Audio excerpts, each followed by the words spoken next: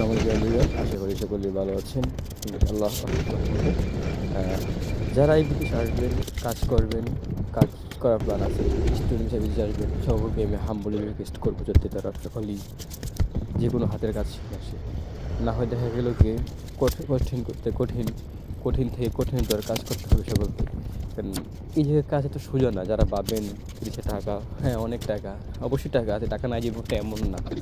তো টাকা আছে ঠিকই, কিন্তু আপনাদের কাজ জানতে হবে। কাজ ছাড়া তো আপনাকে ওর টাকা দেবে না, তাই না? মনে করেন দেখা গেল যে আপনি কোনো কাজ জানেন না, তা আপনাকে কেন তারা টাকা দেবে?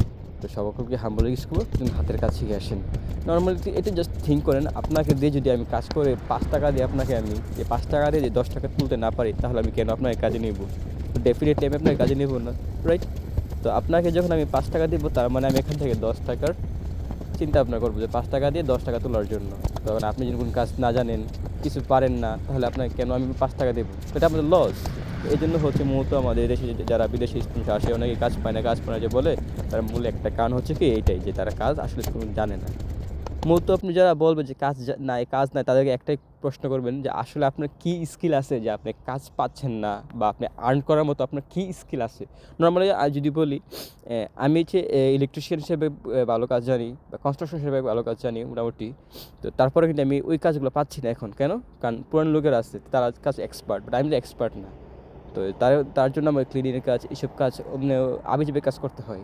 তো আপনারা যারা আসবেন, মাথায় রাখবেন যে আমি কোন কাজ জানি না। যদি কাজ জানি না, তো আমাকে একটু হার্ড ওয়ার্ক করতে হবে, মানে কষ্টের কাজগুলো করতে হবে। কারণ সবার জন্য কাজ কিন্তু সহজ হয় না। হ্যাঁ, যাদের লোক আছে এদেশে, বিদেশে লোক থাকে, তাদেরকে হয়তো বা রেফার করে সহজ কাজ দিয়ে, যে মনে করেন কিছুদিন আগে আমার একটা বায়ার ছিল, উনি কিছুদিন আগে বলতে আমার 2 মাস আগে আসছে, উনি আসার 3 দিন পরেই একটা জব পাইলেন।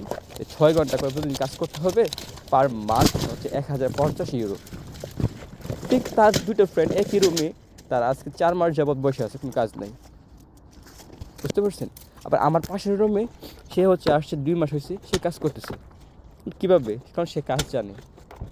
আমার রুমমেট একজন আছে, সে ব্যারেস্তা কোর্স করে আসছে দেশ থেকে, সে কাজ করতেছে, সে প্রতি মাসে 1200 ইউরো কামাচ্ছে।